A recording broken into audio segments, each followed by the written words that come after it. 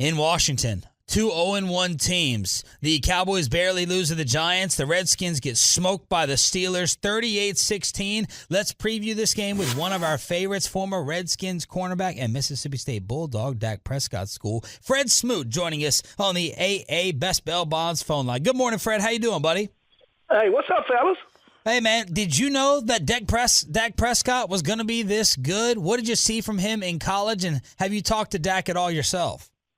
Yeah. Let me answer those questions by saying yes and yes. The thing about it is, I've told people about that when he was in college. The one thing I judge a player by is how does he play with the people around him. Now, I love my alma mater. I love my school, but I can't sit here and say we got 5-star athletes lined up everywhere, and Dak took on the SEC, and he took it on head on. The one thing about him, I tell him, he's a mixture of two people to me. He's a mixture of Steve McNair and Russell Wilson. So you can call him Steve Wilson if you want to. The thing about it is the guy has the poise, and that's how I judge my quarterbacks. Does he play like a rookie? Does he look like a rookie? He's going to always go out there, and it's never going to be too big for him. And like Russell Wilson, he didn't get drafted number one, so he didn't go to the sorriest team in the league.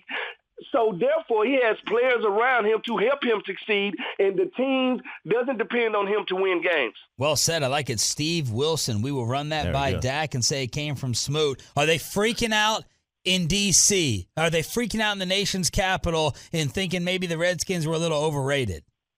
Well, I don't think so, because I've been on the radio and on TV a lot lately, and the one thing I stress is the players actually played a pretty good game for two and a half quarters. I think the team as a whole got out-coached. I had the pleasure of playing for Mike Tomlin years ago. The one thing about him, he's going to beat you with attrition. We know one thing about the Pittsburgh Steelers.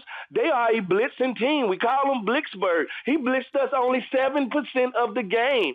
And that tells you everything. He's willing to win by how he has to win. Stopped our running game with 3 to 4 people up front and made us throw the ball underneath, and it got away from us in the second half. Fred Smoot joined us here on 105.3 The Fan. A lot of talk around these parts about Dez Bryant, one catch in the game against the Giants. Why does he seem to disappear in games? I mean, is it just a coverage thing that they're just doubling him up, or because other receivers are getting double covered too?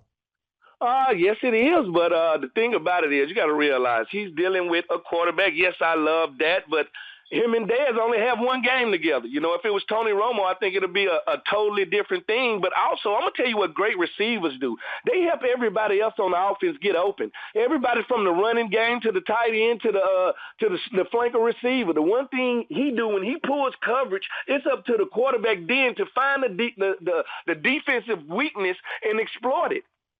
Fred, we are looking for the matchup, Dez versus Josh Norman. But as we all saw Monday night, Josh Norman did not follow Antonio Brown. Antonio went off on a pretty decent corner in Bashaud Breeland. So from the corner perspective, Fred, why didn't Josh Norman follow Antonio Brown?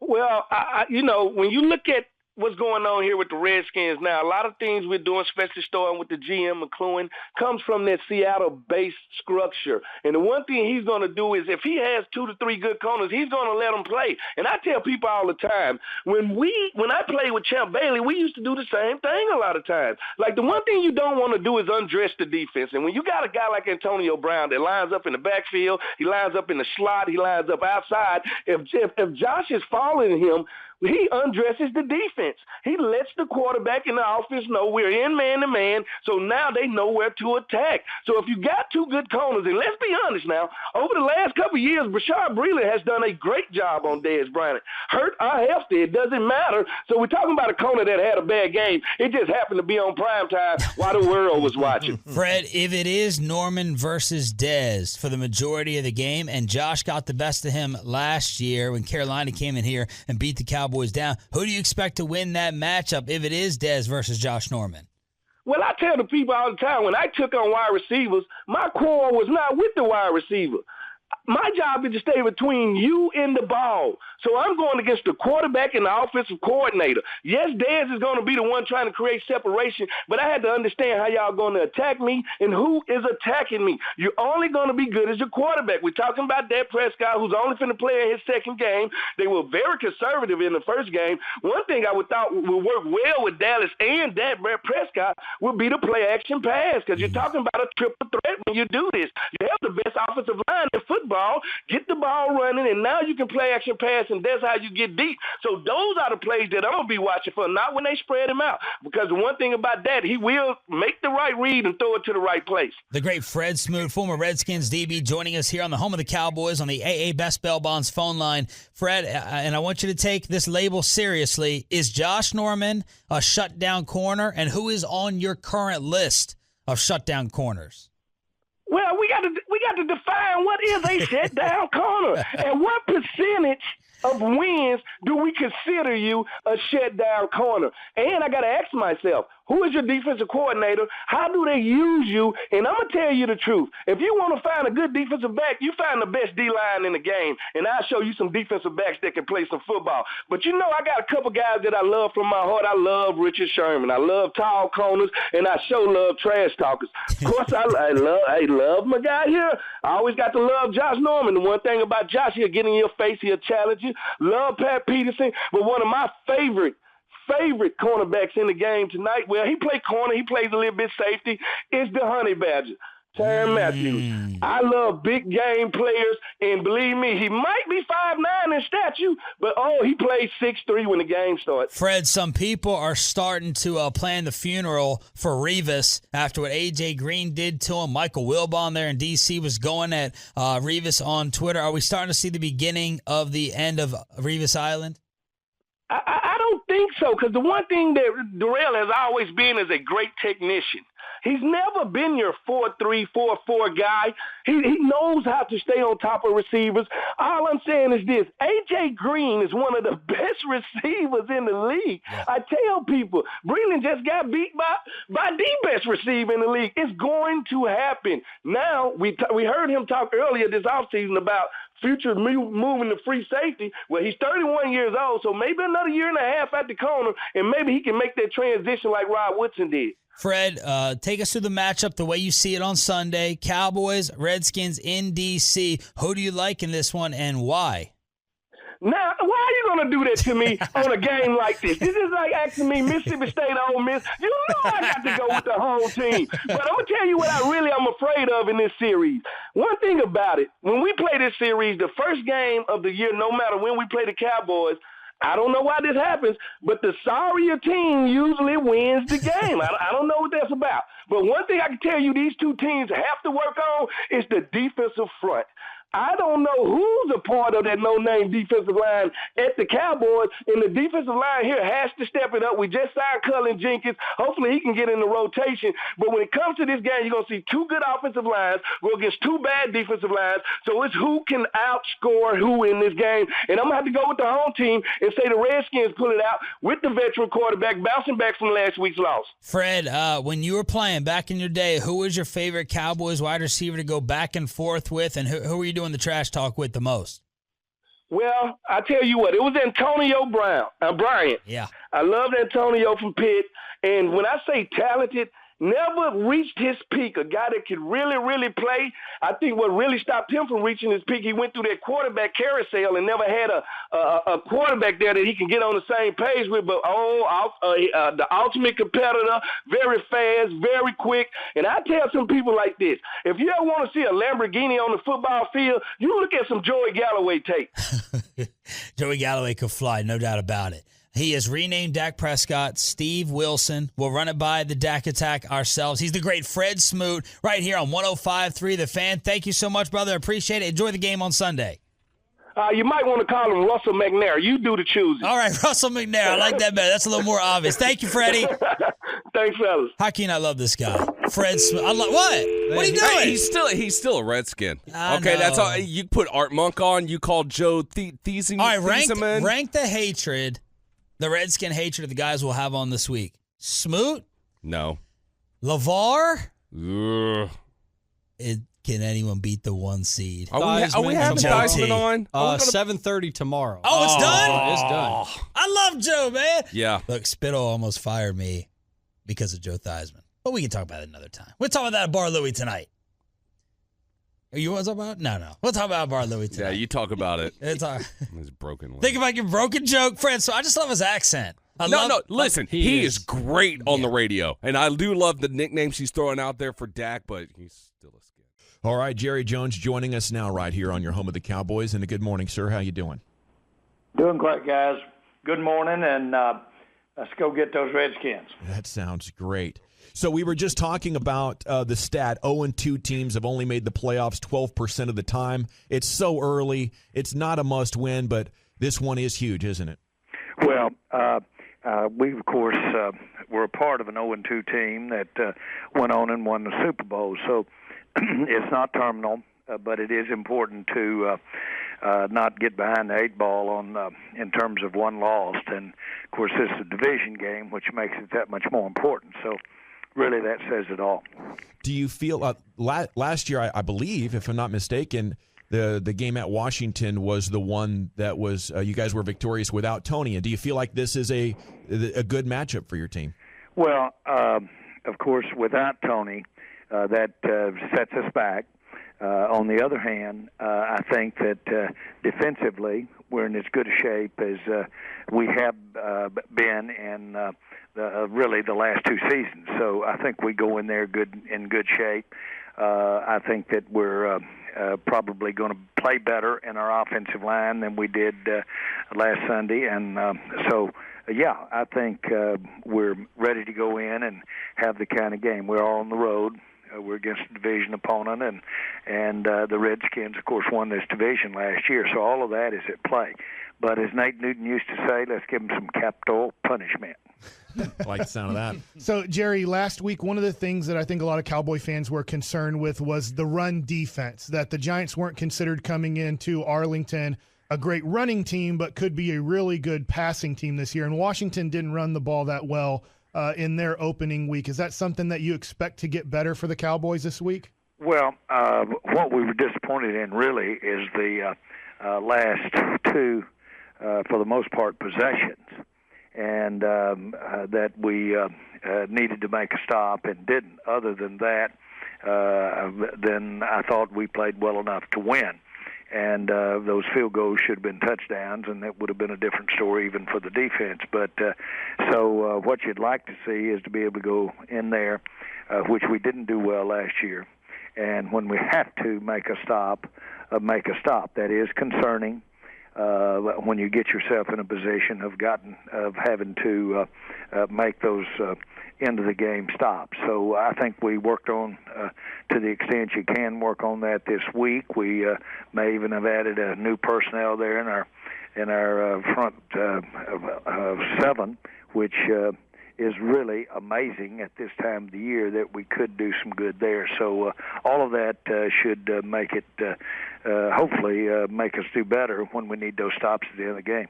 Jerry, would you be a fan of having Dez Bryant be involved in the game plan early on throws that it seems like with a rookie quarterback, just having him take a couple shots downfield? I know it makes sense, but seeing Dez catching screens or catching slants and getting him involved in the game plan, is that something that you push for, or you just kind of let the coaches deal with that? Well, I think it's self-evident.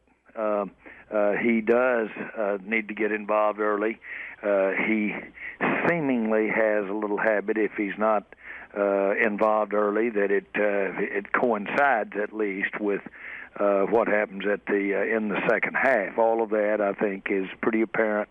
I know for a fact that our staff, and certainly in that case Dez, would be aware of putting that kind of attention to it. So with Dez, when he is doubled pre-snap, do you like the idea of him being a decoy, or what would your suggestion be on how to still get the ball to him when the defense is paying so much attention to him? I think you use his physicality. You use his ability to just literally win, and you have to get the ball to him sometime when he's double covered. It's Jerry Jones with us here on The Fan. How about Zeke's week one, and those Giants really stacked it up against them after we had a chance to review that game. Wow, they really had that box full against Zeke. Do you think Washington will try the same approach? Yes, I do. And if I were any team, I would, against our offense, I would expect to have to stop the run, and I would make it a point, and I'd make this quarterback with his arm beat you, our Dak Prescott. Do you feel like Dak is ready to handle, or did he do a good job in week one, maybe a better way to phrase it, in when he saw a box like that, having the ability to check out of that? Tony Romo seems to be so awesome at that as the clock's running down to get the team in a play that's going to work against the defense that's set up. Well, we don't have Romo, and that's the trick here, is they know you don't have, obviously don't have him, and so we're not as good as recognizing, checking out. Can we be good enough, though, to break them or to make them get more honest with the defense? I think we definitely can. Dak has that ability, and and he has the ability to recognize it and get us out of it. Jerry, where do you see the opportunities this week? You know, we watched Washington play last week, and they had their own struggles. Where do you see the opportunities for this offense to be successful? Oh, I think we've got to make them pay when they over a line, and that's always been the case. That's what we ran into last year. They dared us to throw. They shut down the running game, although we still had pretty credible production with McFadden.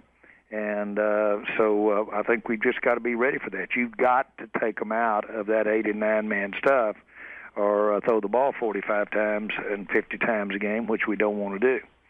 But I really don't think there's any secrets here. Now, how do we make them pay? What do we do? And be safe with the ball, keep the protections in, leaves you less receivers out. Well, of course, that's the order of the day. One thing is to make what would seem to be short in the passing game, make what seemed to be short would normally be a short gain, have the run after catch, have the athletic ability out on the other end of the ball, and that's what you're talking about with Dez, and that's what you could be talking about with Zeke. You could be talking about it with any number of people, Dunbar. We got to get the ball in the hands of our playmakers. Yes, and Terrence Williams definitely is one of those. Once he gets that ball in his hands, he is a force of nature. I felt terrible for him Sunday night, Jerry. I don't know how it is as the owner and general manager, but did you see him this week? Did he have anything to say to him? Well, everybody, he's that kind of individual. He's that kind of player. He's the most conscientious, hard-working, focused team guy that you've ever seen. And if it had to happen to somebody, I guess I'd rather it happen to him, because he got completely immediate empathy from the entire team, and he's earned it. On the other hand, it's a point of emphasis. We have to have our concentration in the right place, or you get beat. And we shouldn't have been at that point, but we were, and we needed that play from him. And but he's a good guy to be getting the ball now for us under any circumstances. He can make things happen. So let's move over to the defense real quick. And how is your level of satisfaction with the aggressiveness on that side, as far as, you know, stopping the run late in the game? If I felt like maybe there could have been more defensive players at the line of scrimmage. I'm just watching, though. What was your perspective? Well, we're trying not to get the big play. We used to when we had Rex Ryan, and when we had Ryan here, and when we had Rob. Yeah, Rob. But and to some degree, with and not in any criticism. My goodness, he won. I've never seen a coach given credit for actually winning the Super Bowl, but Wade did get that kind of credit. But how many times on third down did you see them try to get in the gap and hit us for a big gain, sometime off the own end of our field? So that thing has its. You can do some damage gapping it, but you can also get hurt. All right. That's the dilemma. Rod likes to not gamble on getting really torched on the third down situation, and that's what does happen in those gap. Again, I'm not repeating this, but on the other hand, when we have to realize that we've got a rookie quarterback and the ball deep in our field, deep in our end of the field, and with not much time left, we've got to realize before we give the ball up, which is our best odds. We're in a trouble. Is it better to go for it on offense, or is it better to wait and try to either make risk on defense? Where's our best odds of getting in position to win the game? You can second guess that all day long. Jerry, what exactly are the rules of what Randy Gregory is allowed to be doing right now? How much is he doing with the team? Well, he's allowed to be with the team, and he can do anything other than practice and play in games. Appreciate your time, sir. Have a great trip out to Washington. Okay, real good, and let's have a positive weekend here. There he goes. Jerry Jones with us on your home of the Cowboys, 105.3 The Fan.